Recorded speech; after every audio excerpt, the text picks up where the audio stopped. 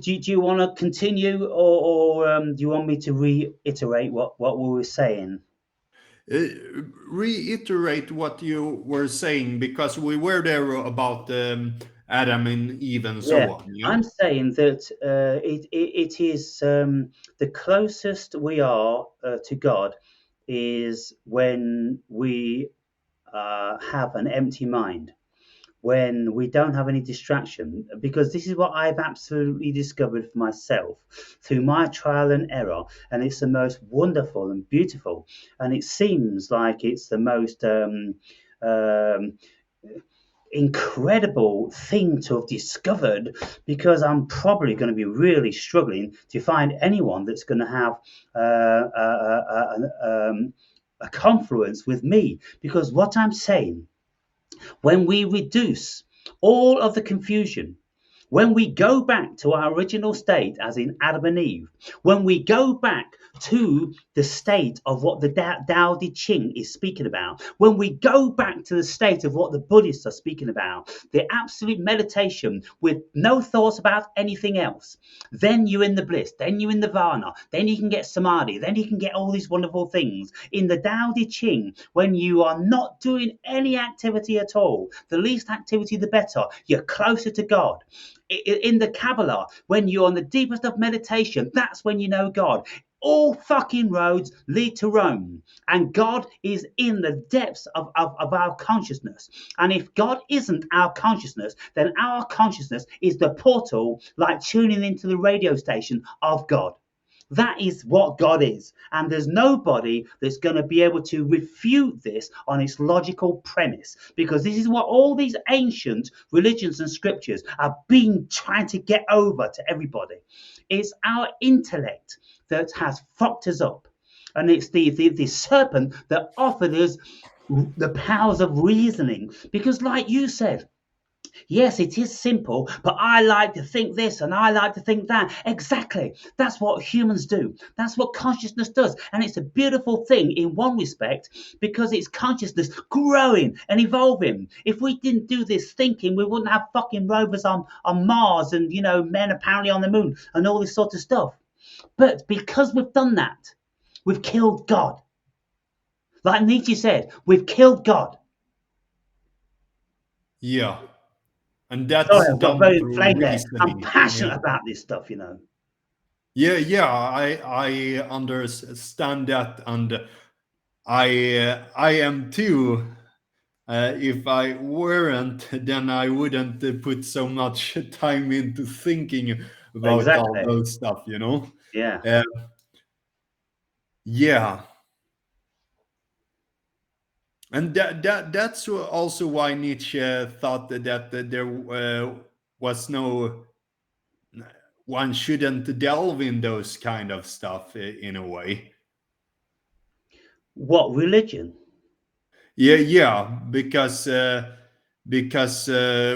we had killed God. We have a recent God away, so to speak.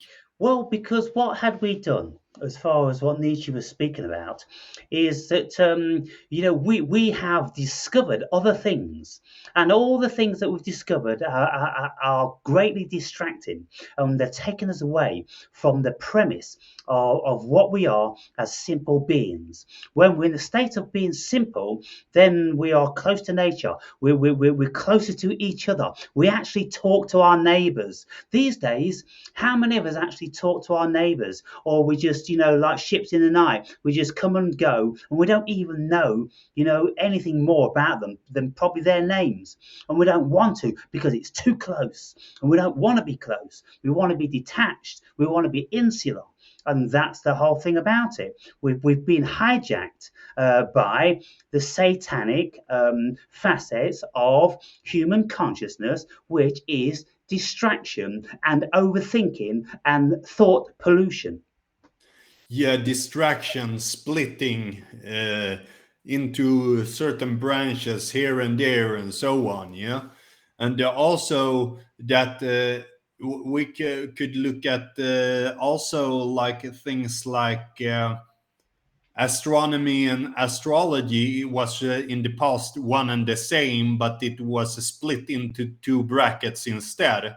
The former people, the ancient people, they know astrology and astronomy to be the same, both symbolic and material, you know.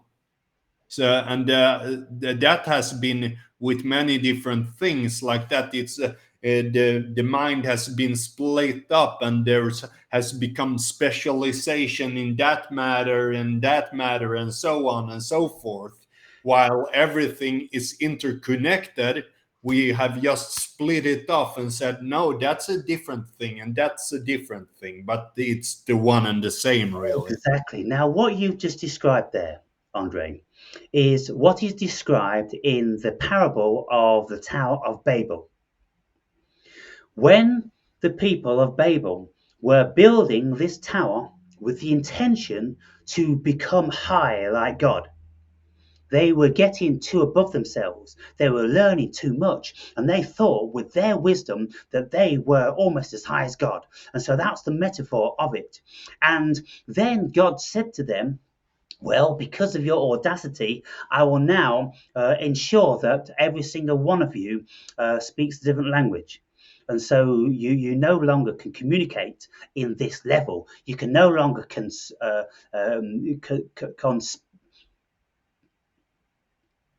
you can no longer create conspiracies, or you can no longer be conspiratorial about being like God.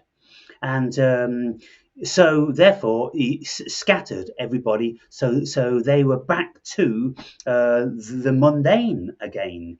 And so I think that when we look at all this sort of stuff, we can see that when we have too much information and we have separated everything, then we've got it into certain shards and specialists here and specialists there. We lose sight of the greater picture. And you see, look, all we have to do is we have to look at Newtonian physics and quantum physics. They don't marry up. There is a schism between the two. And so quantum physics says that there's no matter here. Newtonian physics says this is a whole matter soup. This is, but they don't speak the same language. And so therefore they're both right and provable in their own right, but they're not provable when they come together.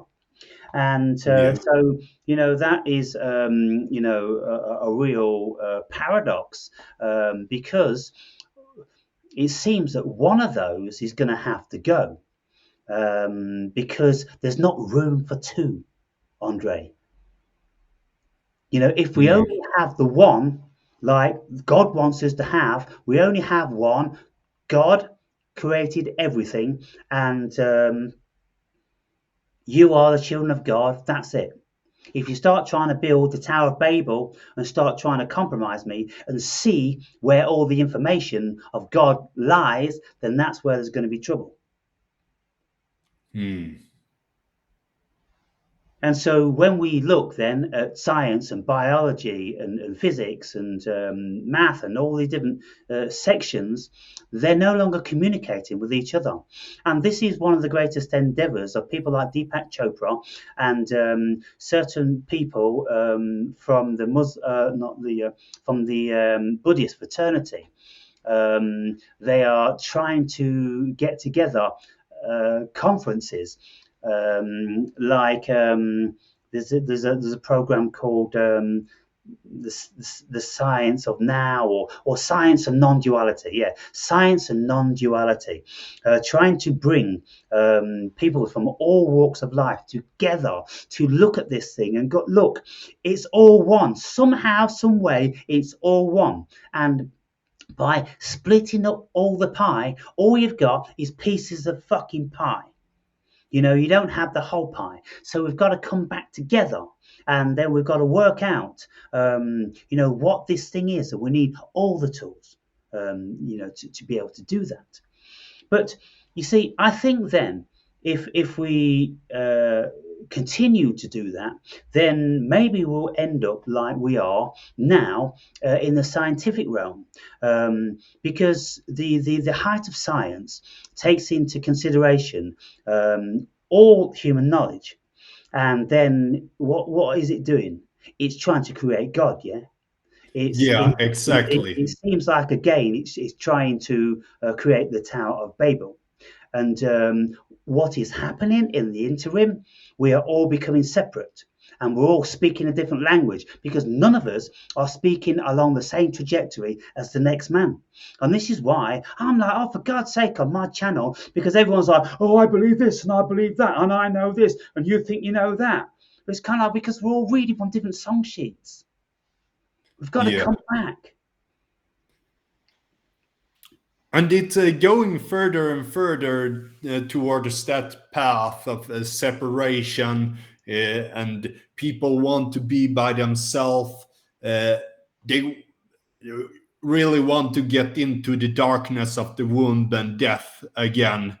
That's what's happening, because that's comfort, that's desire, that's the motherly nurturing, instead of actually doing things that we are supposed to do, really, as humans. I think that I mean, of course, there's lots of ways we can use analogies, and we can, see or interpret the sign of the times in different ways.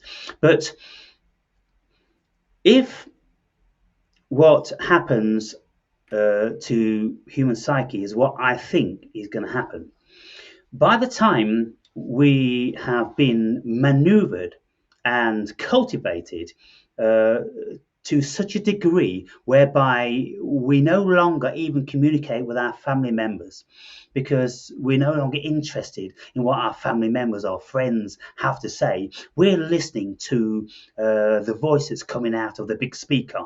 It's like George Orwell's 1984. Yeah. We're listening to what is it, NSYNC or something. What was the company?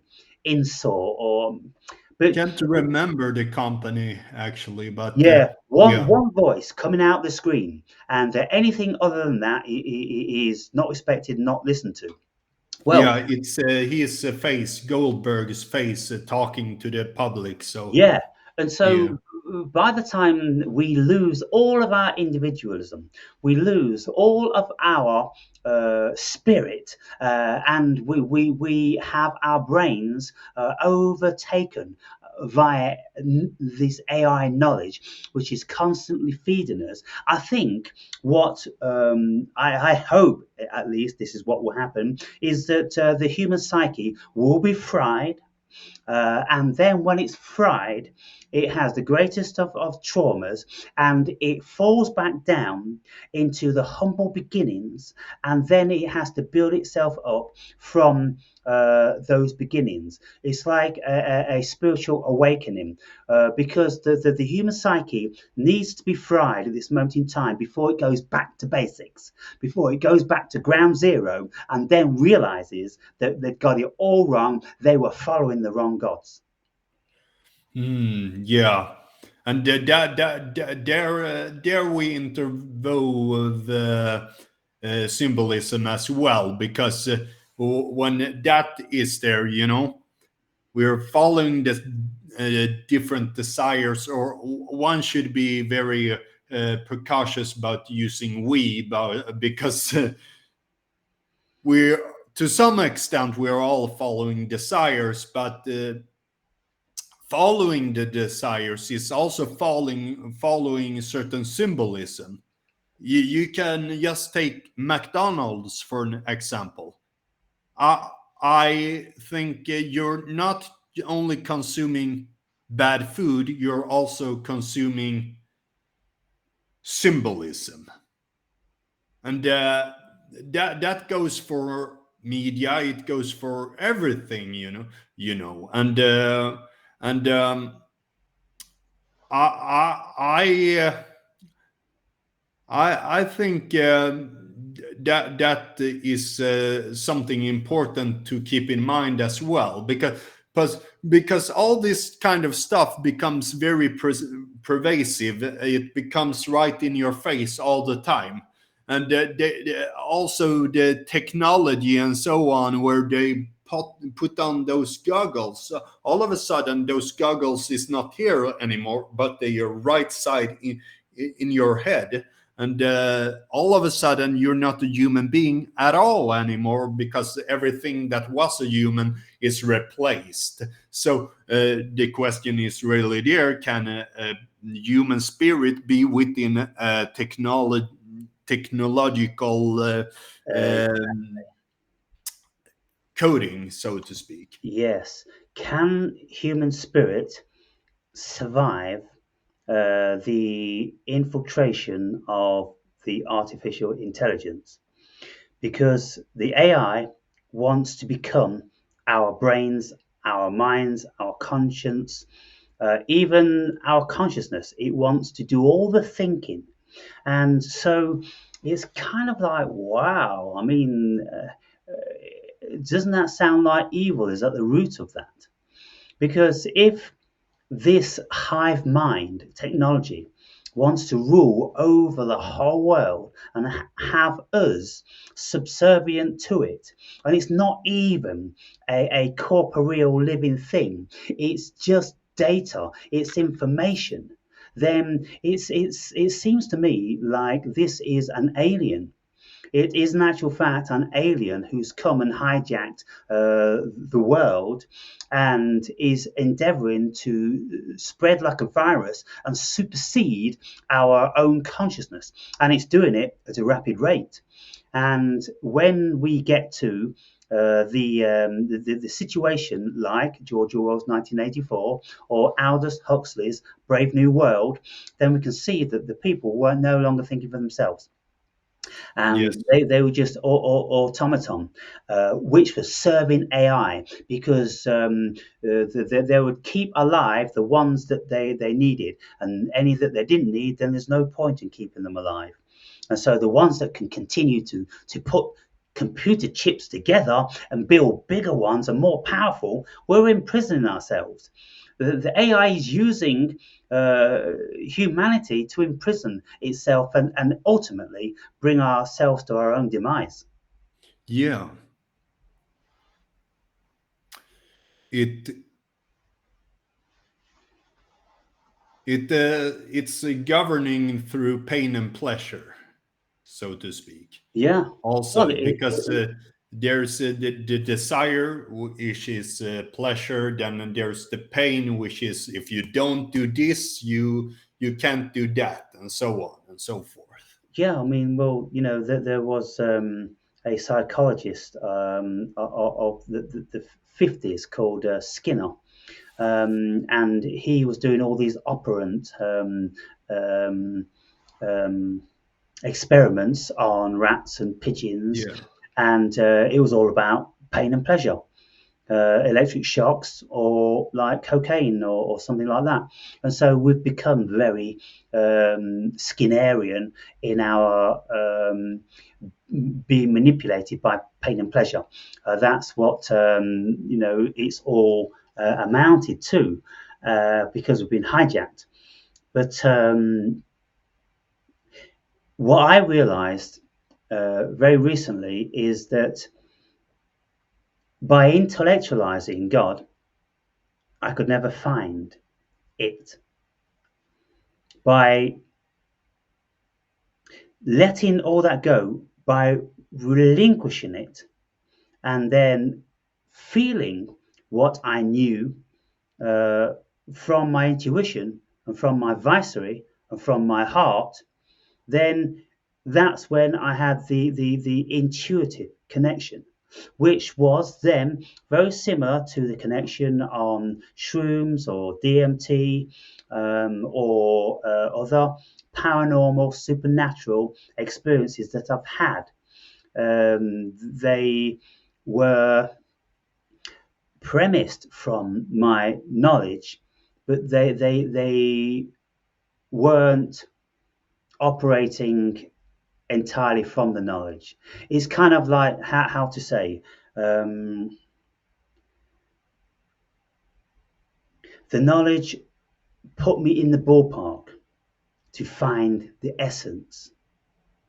And so it's kind of like you can read all these books, read this book, read this book, read this book, take these entheogens, this, that, and the other. You do all that sort of thing, and now you're in the realm to find the true essence of what you are. Whether you have the levels to interpret it, whether you have the intuition to be able to sift it out of all of the emotions and the cognition and all those sort of things. You know, the pain and pleasure and you know, those distractions. But how do we get into the realm of God? How do we get into the temple? Truly I say unto you, the kingdom of God is within you all. How do we enter that? Well, when we relinquish the egoic mind. Yeah. Become clear, calm, meditation. Yes. Into meditation, yeah. And the difficulty with all this stuff is we can know God, but we cannot live in the actual essence of God, because the essence of God is our still mind. It's nirvana with Buddhism. It's the absolute stillness of the Tao Te Ching, the nature, and it's in the Kabbalistic deep meditation and all the rest of the stuff. We can find God when we become still enough. Be still and know that I am God. You know, I am that I am. When you come in and all that is left, when all of the thoughts are gone and all of the feelings that are gone, there's one thing left, and that's awareness. I am that I am. That's what you are. That's God. Only we can't live in that state because we can't function. So we have to come out of it again. And when we come out of it, we end up in the realm of distraction. And then we end up chasing desire and running away from fear. Yeah.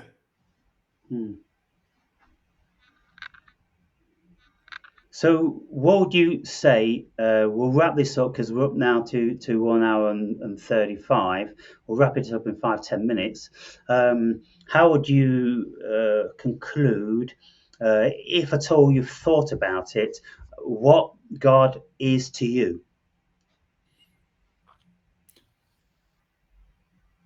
God is much of all the things we have talked about. Like God is the sun, God is lightness, God is not denseness, because that's pertains to the material, so to speak.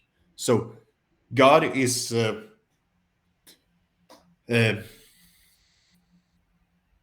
everything that the material world isn't really.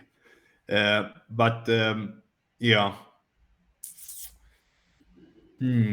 I could always say something else around it, but because there's also so many thoughts pertaining to it. It's not like God is not conflict, God is not, but that's all the thing that God isn't. So God is the creator. And the writer of the whole book, so to speak. And we are the characters within that book. Okay, and so when you look at yourself, what are you? I am a life spark from God. I am the shard of God. I am that part of God. I am a conscious part of a bigger consciousness, so to speak. So metaphorically, you are an image of God. And the metaphor is that you think that the body is an image of God because that's what it says in the Bible.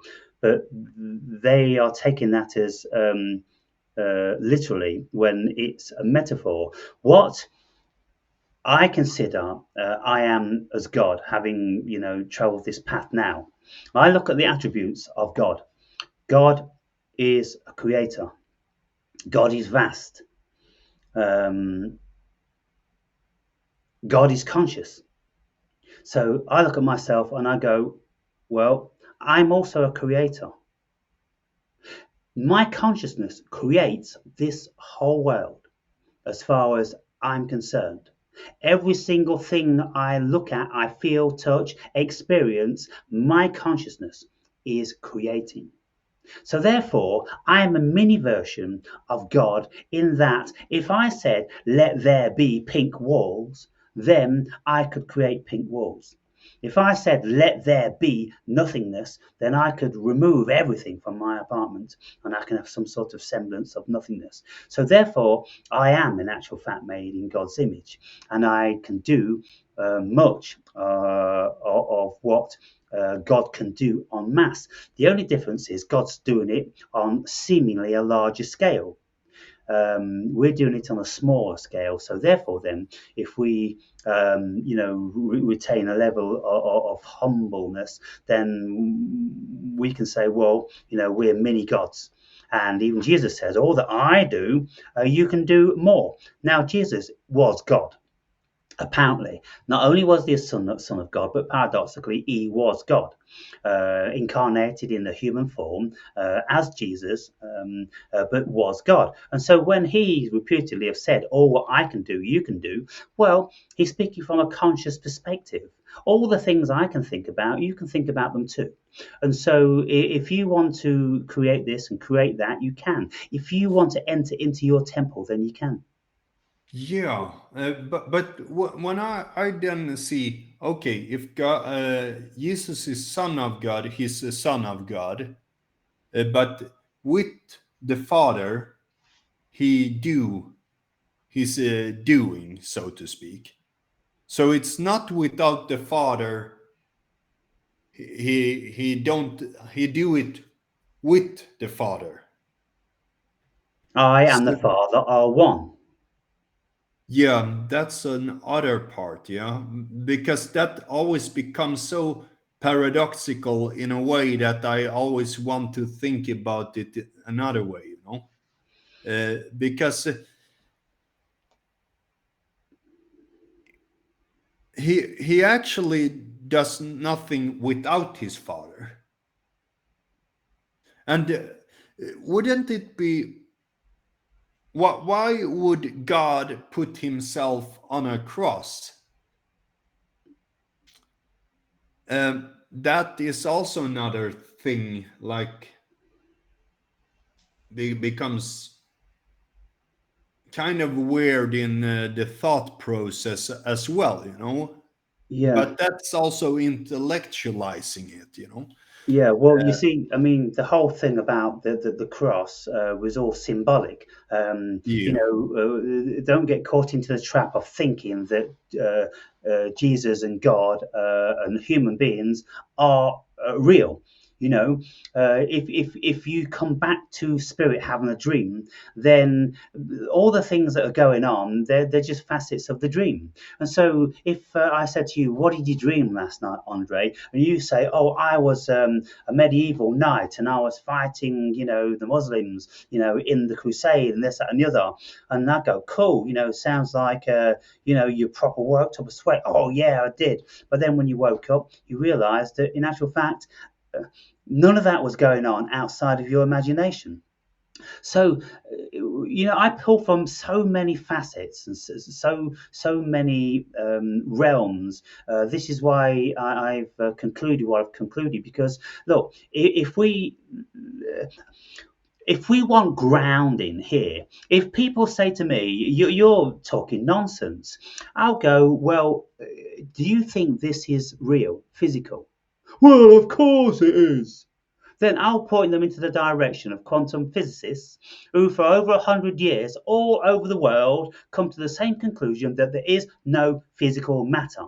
So I will say to them then, you're being fooled. You're being misguided. There is a delusion going on here. The greatest thinking people on the planet tell us that there's no matter here. And so if you are believing in all this, then you cannot discount those. You can't pick and choose from the reality that you want to build. You either think you're in a reality or you don't. And so then I go, well, look, I rest my case. You think you're in a reality. You're not in a reality. First and foremost, you will never, ever comprehend what's going on here as long as you think you're in a reality. You're not. You're in a dream. You're in a dream in the mind of God. And when you realize that, when Jesus says, I and the Father are one, well, I can say to myself, I and Aaron are one. I and my body are one. I and the characters in my dreams are one. I and my friend Andre are one. Why? Because you're all in my head, all in my consciousness, all in my dream, all in my creation.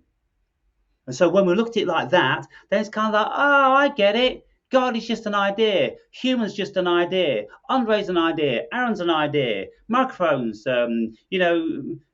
conversations on computer is just an idea. Yeah. It goes back to all is within all, and everything is within all. And so then what I say is, I say, well, okay, Yeah. we've spoken about that. We've spoken about this. We've spoken about that. Now come back here and let me tell you Yeah. what I've discovered. When I enter into the nothingness in my mind, I know what I am. And Yeah. I am that I am. Yeah. I am what is, what has been, and whatever will be, because it's this essence which is creating this dream. And like Yes. Descartes said, there's something that you can never ever discount, and that's the thing that's thinking. And so, if anybody's got this far in this video, then I'm not going to be publishing the final chapter where I'm bringing all this stuff together. No, I'm not going to be giving it out to everybody. Of course, I've got to have, something for people to look forward to when the book's been published. Otherwise, they're not looking forward to it. They're like, oh, I know what's in it. Why would I want to buy it? And so I'm keeping that chapter, and I'm not, uploading it. And I'll publish the book. It's already at 24 pages, and there's probably going to be another 10 or maybe 20. So it's going to be a long chapter where I'm bringing all these pieces together. And you see, we've spoke about this and I spoke about that, and people who are uninitiated to all these things, of course, they've got an enormous amount of work to go through the intellectual part of knowing God, because without the premise and the foundation of the intellect, then you will always be looking for what God is, because you'll never be satisfied with anything, because you'll always be going, is that God? Is this God? Is that God? What about what this book says? What about what those people say? Is that God? Is this God? By the time you've read all that stuff and you've assimilated it and you've experienced a lot of it, then you make up your own decision. What you are, and you will discover ultimately that you are a shard of God consciousness, which is dreaming of a world and people and things. And that blows people's fucking socks off. You see, when I speak, I've asked people in recent times, what their belief is, what their faith is, what their idea of heaven is, what do they think God is, and all these sort of things. And all they can ever do is just read some verses out of whatever book, whether it's Bible or Quran or, whatever. And I'm going, no. You're not hearing me. What do you think or know it is? I want to know what the essence of you thinks or knows God is. And you know what? Not a single one of them could ever convey to me that they were God. That at the very, very least, they are a shard of God consciousness. Because if they weren't a shard of God consciousness, they could never even conceive of the notion of God. It's something that's deep rooted in us that tells us Unconsciously, intuitively, there's something more than you, you know. This isn't real.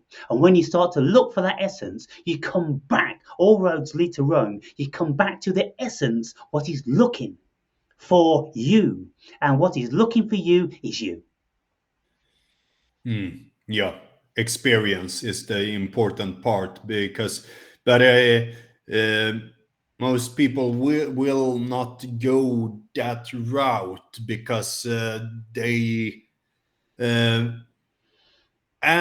are programmed since young years to actually just follow, learn but not knowing, learn but not knowing. Just learn what they want you to learn. Yeah. Upload what they want you to upload, what they consider is useful to them. Because all this sort of stuff I'm speaking about is of no use to them whatsoever. Why would they want to waste their time, money, and energy fueling us with this sort of information? Because ultimately, it's very nihilistic. It destroys the illusion of what this thing is. And when people get to the sort of state that I'm in, you're in, we look around the world and we go, why would we want to work? We have a sojourn on planet Earth. It can be an absolute blast. Well, let's party. I can't imagine why I would ever want to go back out and work again and waste all of those precious hours of my life force and my time when I could be spending it like God wants us to spend it. God says, forget about every single thing except me. And what were Jesus' last two commandments? Love God with all of your heart and energy, and love your neighbor in the same way. That was it. There was no mention of working, of striving, of creating, of doing anything. It was just love God. Because when you enter into the love, the cosmic love, that is God. And so basically, what he was saying was, know God. Know God. When I was on my 4.5 grams of shrooms and I had a good talking to via Jehovah, I knew that the essence of my consciousness was God. And so, therefore, it told me that everything is Him and everything is love. And I could feel it. And He showed me so many examples of everything being love. And I felt it viscerally like I'd never felt before. And I had the greatest of realizations. But you fall back out of that very, very fine line of vibration. Yeah. It's like tuning the radio dial. You tune into a particular radio frequency where you hear the voice loud and clear. But if you go 1 millimeter to either side, it starts to get crackly and fuzzy. And that's what happens. That's what I've been experiencing. And people who have been watching my videos for the past 5 months would have seen this happening. But I've allowed it, I've created it to happen because I want to show the veracity and reality of what I'm saying that I've discovered and I know. I know how it works. I know what God is. So with that then, unless you've got any final words, we'll wrap it up. We're at 1 hour and 50 minutes. There's always more, but I also feel that this is so interesting, so we can talk more about stuff all the time. But it is what it is, and also that people might want it to not last for 3 hours as well. Oh yeah, no, now it's a good time now. So in the interim of our speaking again, all being well, you would have read another chapter, or I don't know, maybe two or something. Some of the chapters are like 15 pages, some of them are 20 pages. But if can read another chapter, and then if there's something that you're not sure about, or you want to know how I derived that's what I'm looking for. I'm looking to see if I'm conveying myself in an intelligible way, which the average sort of spiritual uh, person can grasp. Yeah. You're picking up on this details that you can see within a conversation. Yes, because Yeah. when people have said when they've read the book, they've gone, oh yeah, I know that because you've spoken about it. And I'm like, no, no, no, no, no, no, read it again. It's like, people who read the Bible. They go, oh, yeah, I've read the Bible. I know it. No, you don't. No, you don't. You'll read that book forever and you still won't know what that means. Because every single time you read it, just like you say, you spend, hours, a couple hours or something on a few pages. Well, if you went back to those pages in a year's time, you'd find something else there. We're all a work in progress, and there's always so much to learn. And we have to contemplate, we have to assimilate, we have to feel, really think about what is being said and ask ourselves, do I know what is being said here? And if it's speaking about, for instance, if in my book I say something about Carl Jung, or I say something about Plato, or I say something about Nietzsche, or one, and I mentioned all these people. If you don't know anything about these people, you don't know what I'm talking about. And so Exactly. it There is will read, all those details, different yeah, people's different perspectives that are interwoven to each other. So the more you have a ground to stand on, the more you will actually, the broader the things that are written about will appear in your mind. Yeah. yeah, you just need to have a broad knowledge of life before you're ever going to get close to knowing what God is. But we've all got to grow, we've all got to travel, and I'm long in the tooth now. I've done a lot of years at this, but I, very much look forward to anybody else coming forward and telling me what they have taken. You see, if people watching this now go, well, I'm not clever, or I'm not so well read. For me, I don't care about that. I just want to know what you do get. Just tell me what level you are at so I can see what you're grasping. And you must have questions because, unless you know it all, you're going to have questions. And so, I'm looking for more engagement with that. And I am having another conversation with another long term viewer, hopefully on the 5th of this month, speaking about, the similar sort of thing. And well, I mean, really appreciate this, Andre, and your perspective is very valuable. And so have another dig into it and see what you can come up with. Make some notes and let's do it again. Yeah. Thank you for this time. It was a beautiful talk with you. Brilliant. We just gotta spread the love, man. That's what we've got to do. You see, people look at me and they go, "Oh, your ego, this and the other." I can be. It's a facet of me. Don't be forgetting all the other facets. There's a whole lot more than just when I make an odd video that upsets people because it's their ego. So I say, don't bother with my ego. Concentrate on your own ego. And then if you talk to me about love, well, watch my squirrel videos. You'll see love is oozing out of those. And so, Anyway, yeah, great chat, Andre. I look forward to being able to see you a little bit more clear next time when you got your battery pack all, up and running. Yeah. All right, dude. I never know when when you kind of like, it's like you're like you've got something to tell me. Oh, by the way, yeah, it was me who slept with your wife, Aaron.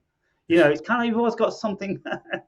Yeah, but I always have something in my mind, and I can sit like quiet because I don't know. It's like that only. It can be like that sometimes with the friends at home. Also, I just observe until there comes something to say, then I say it, and sometimes it's a complex matter to delve into the mind. You know. Yeah.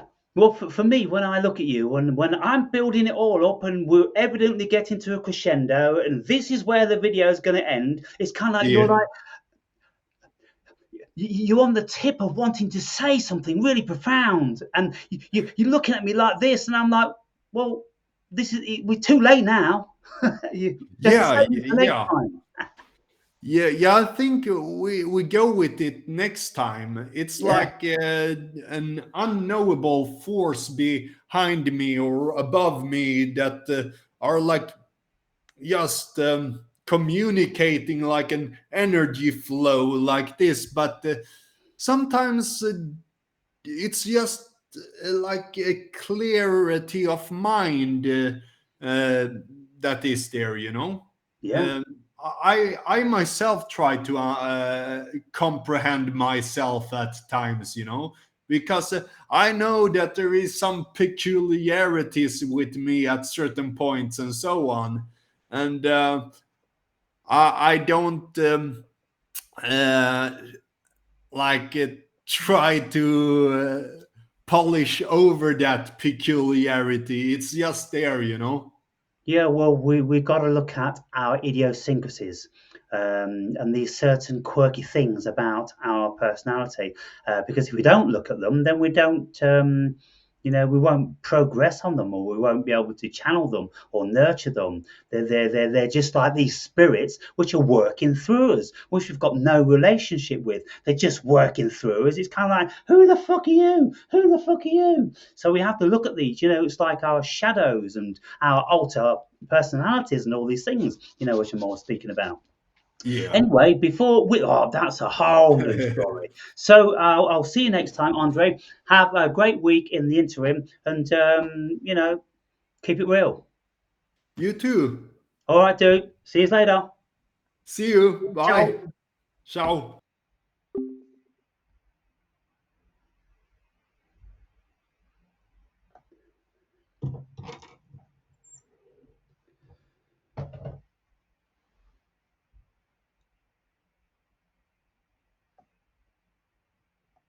If you're gonna do it right, boy.